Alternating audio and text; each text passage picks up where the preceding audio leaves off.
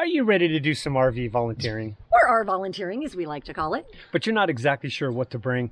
Well, stick around and we'll let you know. And we're going to show you everything we bring to set ourselves up for success.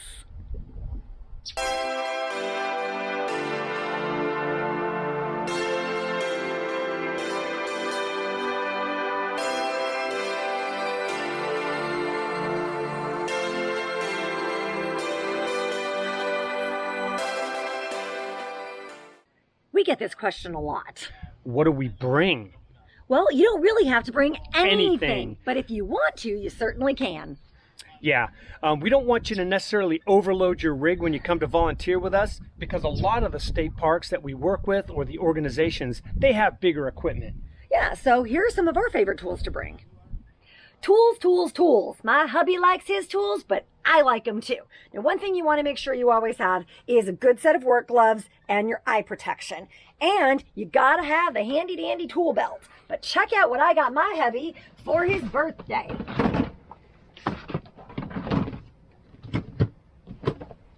Ta-da! Now, you don't have to go through the expense of buying everything all at once, but we wanted to have all of our battery packs work on pretty much any of our tools. So that's why we chose the Makita set. And you know what one of my favorite tools is? It's this thing. It's a Makita Air Compressor, and it's strong enough to keep my tires on my coach filled, as well as the trailer tires and the car tires. That thing is incredible. Super useful. You look super cute in that pink helmet. Every project's a little bit different. Sometimes we have full hookups, sometimes we don't. Sometimes we're just parked in an empty field.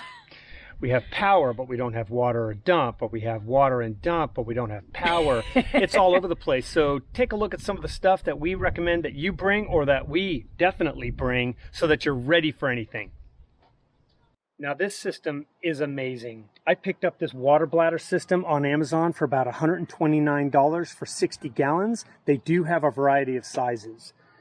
Get yourself a utility pump. This one pumps at 330 gallons per hour. It only costs about $50 or $60, but it really moves water at about 5.5 gallons per minute, which is perfect.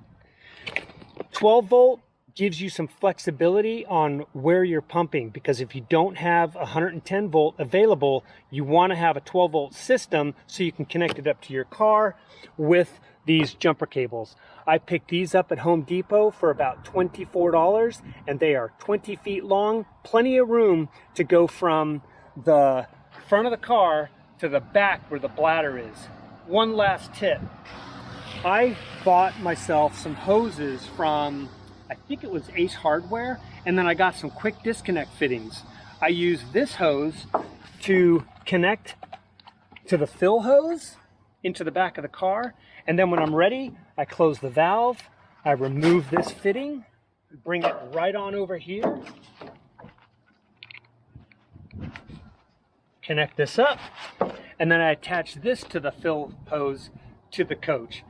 This thing is absolutely worth the money, and it will fill up your coach and keep you topped off. Okay, it's the tough question. What to do with all that poop? And let's be honest, nobody wants to talk about it. We're lucky. We have a 75-gallon black tank, and we just did the Wild Hearts Equine Therapy Center project, and we went an entire month flushing every day without having to dump. That was really nice, but not everybody has that luxury. So one thing that we recommend is getting a honey pot or a honey wagon. Or a Blue Boy, or whatever you call it, the towable little dump tank. It's come in really handy for several of our volunteers, so it's definitely a big find. Now, if you don't have one, but you still want to volunteer, because face it, where are you going to strap this thing? We always recommend that you go bigger rather than smaller on those pots, but don't worry about it, because we figure out a way to share, if you can believe it. You know, RVers, they're the most wonderful giving people. So if one person has it, you can pretty much be sure they'll let you use it. Exactly. So a honey wagon, a Blue Boy, Blue Pot, honey pot, whatever you want to call it, totally recommended if you don't have the capacity like Poop we tote? do. Poop tote.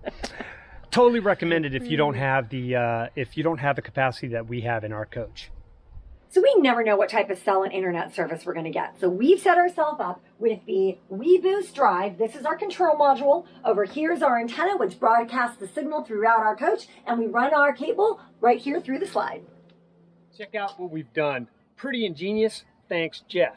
We Velcro mounted some typical broom brackets that you find in your closet on the side of our coach. We ran a 22-foot painter's pole that goes all the way up to our antenna. If there's a signal to be had, this setup is going to find it.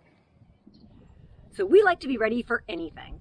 So we are fully ready to boondock, because if you're boondockable, if that's even a word, then you're totally ready. So take a look at our solar and battery setup. Yeah, here it is. We put it in a bay underneath our coach. We have 8 Lion Energy 90 amp hour lithium iron phosphate batteries for 720 amp hours of pure power. It powers our 12 volt system and our 110 volt system through the use of that Victron inverter you saw there. It's amazing. It's expensive, but it's amazing. And it allows us to boondock pretty much anywhere for as long as we want. We actually go, a couple of days before we really need to use our generator to charge the batteries up. And we only do that if it's a cloudy day. If we didn't have any solar panels, again, we're not using our generator very much. We're getting those batteries topped off, and then we're off and running again.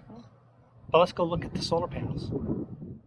So check this out. In order to keep our batteries topped off, we've got 8 200-watt solar panels for a total of 1,600 watts.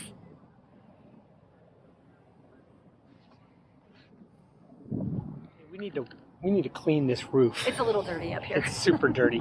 Look at all this junk. Oh, we love our trailer. And boy, does it have many uses.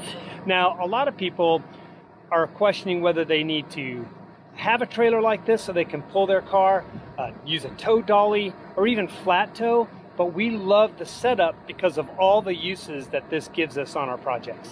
It mostly gets used to tow our beloved Subaru.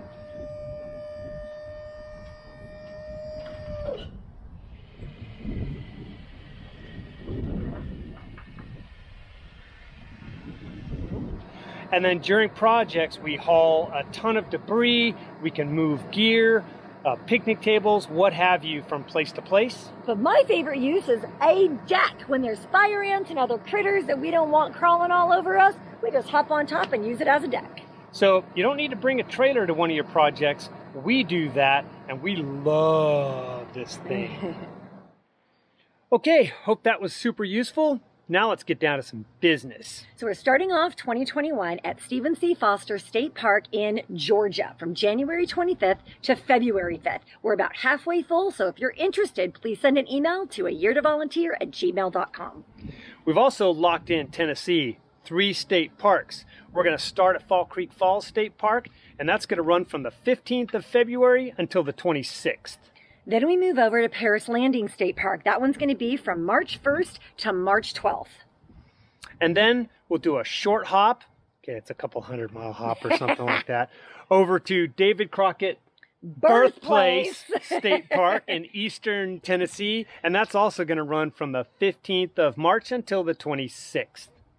And that's Tennessee. So if you're interested in any one of those, they are filling pretty quickly. Send us that email. Again, it's ayeartovolunteer@gmail.com, and we will get you on the list. And if you want a little bit more detail of what we're doing at each of these projects, feel free to go over to our website, ayeartovolunteer.com. All right, so if you like this video, give us the big thumbs up, hit that notification bell, and subscribe. See you later, everybody. Bye.